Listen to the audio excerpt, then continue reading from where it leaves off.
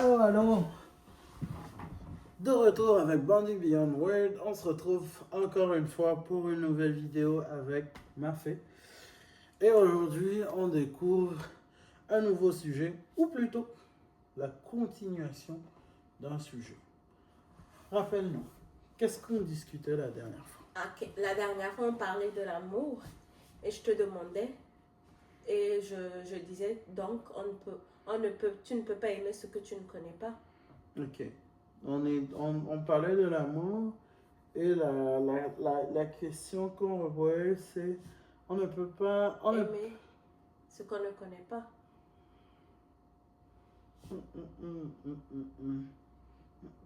Parce que c'est toujours à quel point on connaît ou on ne connaît pas la chose. Donc, ce qu'on ne connaît pas complètement, c'est ça? Oui. Mais je peux penser que j'apprécie cette chose-là.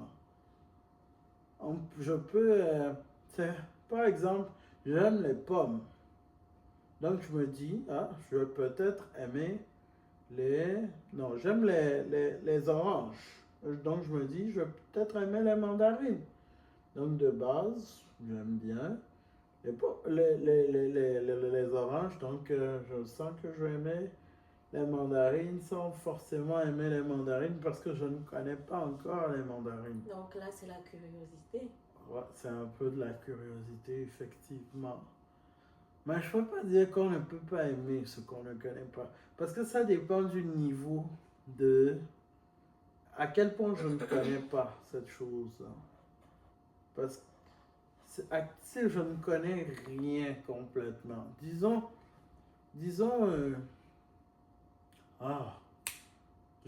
c'est plutôt, on n'a pas d'opinion sur, on n'a pas vraiment d'opinion critique sur ce qu'on ne connaît pas. Donc, on ne sait pas encore si on aime ou on n'aime pas. C'est la même chose si je prends ce qui m'a allumé une ampoule. Prends par exemple la médecine. Je ne suis pas médecin, je ne peux pas étudier la médecine. Si je fais un truc, une spécialité comme neurochirurgien, je ne sais pas si je vais aimer ça, je ne sais pas si je ne vais pas aimer ça. Je n'ai jamais fait. Mais je peux essayer d'apprendre un peu plus pour me faire une opinion si j'aime ou j'aime pas. C'est pas mal ça. Donc, tu n'as pas encore répondu à ma question. On ne peut pas aimer ce qu'on ne connaît pas.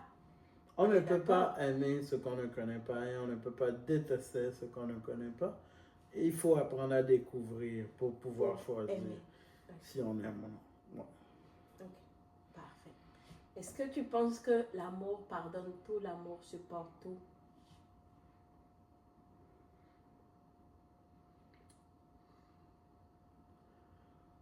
Oui et non. Tout le monde a un threshold. Tout le monde a un niveau de tolérance. Tout le monde a une capacité d'endurance à la douleur, dans le fond. C'est comme n'importe qui avec un chagrin d'amour. Ou c'est comme n'importe qui avec un croche qu'on n'a jamais découvert. Ou n'importe qui avec des amitiés qui n'ont pas marché, etc., etc. Vous avez plein d'exemples. Il y a toujours un degré qu'on est capable d'accepter, de supporter. Passer ce degré-là, on n'est plus capable. On renonce, on bloque, on s'arrête. Peut-être qu'on reprend dans le futur, mais à ce moment-là, on bloque la relation, on arrête la relation. C'est vraiment ce degré-là qui varie pour tout un chacun. Donc, comme par exemple dans le cas d'amants, etc., peut-être, on est en train de discuter, toi et moi, je sens une connexion, je t'aime bien, mais je ne sais pas si toi tu as une connexion. Donc, j'essaie.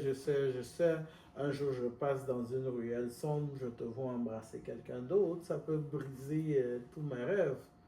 Mais peut-être que ce n'est pas assez pour me mettre KO. Donc, je redouble mes efforts. Je m'en fous de ce que j'ai vu. Je travaille encore plus. Mais après, je te vois encore dans une autre ruelle avec le même gars ou un autre gars en train de faire la même chose ou pire. Je peux encore redoubler des efforts. Et après, je te vois encore avec un autre gars dans la voiture. Je peux redoubler encore d'efforts. Mais peut-être, un jour, je t'ai demandé comment ça va. Tu m'as dit, ah, laisse-moi toi là. Et ça, c'était la goutte qui a fait déborder le vase. Et à partir de là, ben, tu te dis, ben, tu vas passer à autre chose. C'est un peu ça. Tout le monde a... J'ai fait quand même très cinématique. Hein? Mais tout le monde a une limite qu'il ne peut pas qu'il ne peut pas, mais que son subconscient ne l'autorise pas à dépasser. Hein? Et dépendamment à quel point il a de la restreinte ou bien du contrôle de soi, il peut choisir de le dépasser ou non. Mais tout le monde a une limite. Il peut choisir de ne pas enfreindre ou briser. Ok. Est-ce que là, tu penses que l'amour, c'est juste donner? Non. Ma conception de l'amour, c'est donner et recevoir. Si tu donnes et redonnes et ne reçois rien en retour, soit tu te fais exploiter, soit on ne t'aime pas, soit tu n'es pas au bon endroit. Parce que l'amour, c'est donner, mais aussi recevoir. Parce que tout donner sans recevoir un retour, peut-être tu es altruiste, peut-être tu ne fais que donner dans la vie, peut-être que tu ne t'attends à rien dans la vie. Mais même Dieu n'attend pas les prières, mais si tu ne le pries pas, il a le choix de ne pas t'exaucer. Ou peut-être de t'exaucer. Même pour si quelqu'un est païen, même en chimie, c'est un mélange de différents composants qui donne un autre composant, A plus B. Rien ne se perd, rien ne se crée, tout se transforme. Donc c'est un mélange de différents composants.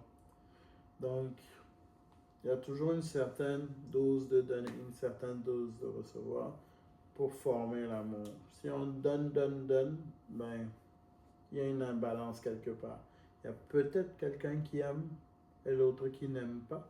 Mais est-ce que tu aimes vraiment ou est-ce que c'est de l'obsession envers cette personne? Ok. Est-ce que, comme on dit, l'amour c'est un don de soi, est-ce que tu dois compter ce que tu donnes? Non. Ou bien tu dois compter ce que tu... Dès le moment où tu commences à compter, ce n'est plus vraiment de l'amour. C'est plus tu attendais quelque chose en retour. Mais ce n'est pas à un moment tu fais le bilan de tout ce que tu as donné et tu te dis ah non, finalement tu ne m'aimes pas donc je pars. Et tu commences à citer à la personne, je t'ai donné ça, tu ne m'as rien donné, non. C'est plus tu es arrivé à la compréhension que cette personne ne t'aime pas ou choisit de ne pas te montrer qu'elle t'aime ou cette personne n'a pas l'impression, tu n'as pas l'impression que cette personne t'aime ou tu n'as pas l'impression que cette personne a envie de te garder. Parce que on a beau donner, mais qu'est-ce que cette personne fait pour que moi je continue à donner, pour que moi je donne encore plus, que je donne encore plus du mien, pour que chaque matin ma vision se tourne vers elle. Parce que si je donne, rien ne m'empêche à tout moment de juste tourner et donner à quelqu'un d'autre. Je peux toujours t'aimer, mais finalement je donne à quelqu'un d'autre. Et maintenant je vous aime vous deux. Ou je ne t'aime plus et j'aime l'autre. Ou je peux partager mes ressources comme je veux, parce que c'est moi que je donne. Donc, c'est un peu plus une balance, si ben, tu es confortable avec tout ce que je donne, c'est un peu plus une balance de qu'est-ce que je donne et qu'est-ce que je reçois. Mais ce n'est jamais, ce n'est pas un calcul du début à la fin. Il n'y a pas de... C'est difficile à expliquer, mais il n'y a pas de... Il n'y a pas de préméditation, il n'y a pas de... Ça vient comme ça, et puis ça peut partir juste comme ça, mais en général, quand ça vient, ça peut ne pas partir, ça peut rester à vie et bloqué dans un coin sombre, dans le fond. C'est toujours une question de est-ce que je fais, est-ce que je fais tout mon possible pour explorer cette aventure-là du mieux que je peux pour voir si c'est une balance que nous deux on pourrait trouver, ou bien j'ai abandonné et puis ce sera dans les annales comme quelque chose qui n'a pas marché dans le fond. Je pense qu'il faut aimer avec le corps ou avec la tête? Avec le cœur. Faut aimer avec le cœur, mais, ça dépend de là où tu es rendu. Ça dépend de là où tu es rendu, mon ami. Si tu es broke, si tu n'as pas l'argent, tu peux aimer avec le cœur. Oh, faut aimer fort même avec le cœur, parce que qu'est-ce que tu as d'autre? Et souvent quand tu n'as rien, ben, en général, on t'aime pour ce que tu es. Et j'ai écouté dans un film ou je sais pas quoi, hein, quand tu es vilain, quand tu es moche et que tu as des gens autour de toi, c'est pas mal comme ça que tu sais que les gens sont là pour toi-même et non pour ce que tu représentes, ce que tu donnes et ce que tu transfères, etc. Parce que tu n'es pas le plus beau, tu n'as pas d'argent, tu n'as rien, et tu n'es même pas beau. Donc, ça veut dire qu'autour de toi, la plupart du temps, ce sont des gens qui sont vraiment là pour toi-même. Ouais, quand tu commences à arriver à un certain statut, quand tu commences à découvrir des choses, créer de la valeur. Il y a des gens qui t'aiment, mais pas pour les bonnes raisons.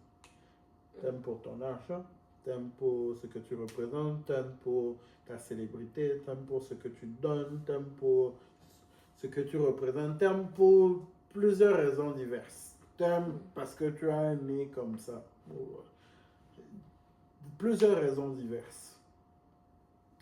Maintenant, toi, ton travail, c'est d'aimer, mais quand même d'utiliser une partie de ton cerveau pour gérer les pertes. Parce que oui, l'amour est beau, blablabla, mais ce n'est pas une personne qui a créé de la valeur avec toi. Ce n'est pas une personne qui a développé de la valeur avec toi. Donc, c'est intéressant de pouvoir te protéger contre les vautours. Ce que j'appelle les vautours, c'est ceux qui viennent s'accrocher à toi et qui ont hâte de sortir avec tout ce qu'ils peuvent de toi. Donc, c'est vraiment te protéger de ce genre de personnes. C'est pour ça que tu dois aimer intelligemment. C'est plus difficile d'aimer 100% avec le cœur quand tu as bâti un certain patrimoine, quand tu as créé à une certaine mesure. Mais quand tu es dirt poor, tu n'as rien, vous avez grandi ensemble. Si tu aimes avec la tête pendant que vous grandissez ensemble, ça veut dire que c'est pas vraiment de l'amour. Il y a peut-être un peu d'amour, mais tu es en train de calculer tes moves 3-4 coups dans le futur. Tu es comme en train de créer une porte de sortie dans le fond. Mais c'est intéressant d'avoir des portes de sortie quand tu as déjà créé quelque chose, développé quelque chose tout seul et quelqu'un s'ajoute à toi.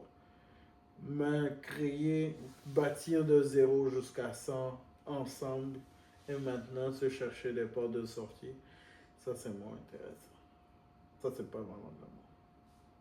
Ok. Et moi j'ai plus d'autres questions pour toi. Et quand même, beau sujet, beaucoup de découvertes dans ce sujet. Beaucoup de zones d'ombre également, parce que vous avez sûrement remarqué que j'ai titubé sur certaines questions, ce qui fait que j'ai quand même besoin de ton avis sur ce point. Pour toi, que représente l'amour? Pour moi, l'amour, c'est le don de soi. Donc, c'est donner sans rien attendre en retour. Tout le temps? Tout le temps? Oui, tout le temps. Après aussi, il ne faut pas aller dans l'extrême. Parce que, comme je viens de dire, l'amour, c'est le don de soi. C'est donner sans rien attendre en retour. Mais avant d'aimer, il faut que tu t'aimes toi-même. tu dois t'aimer suffisamment. Parce que tu ne peux pas aimer quelqu'un si tu ne t'aimes pas toi-même. Tu ne peux Et pas. quand tu t'aimes toi-même, tu sais ce qu'il faut accepter et ce qu'il ne faut pas accepter. Beaucoup de bonnes choses dans tout ça. J'ai même envie, tu sais quoi, de faire une troisième partie de la vidéo, 100% dédicacée à toi, avec tout un flot de questions de A à Z sur l'amour. Tellement ce sujet est intéressant. Montrez-moi dans les commentaires que vous aussi vous aimez ce sujet, vous aimez creuser dans la notion de l'amour, creuser dans la connaissance de l'amour, parce que c'est quelque chose que nous tous, on découvre un peu. Donc, sur ce, on se retrouve la prochaine fois pour une troisième partie. Du jamais vu sur Bonding Beyond World. On n'a jamais fait de troisième partie à ce que je sache. Troisième partie de la vidéo sur la mort. Peace. Peace.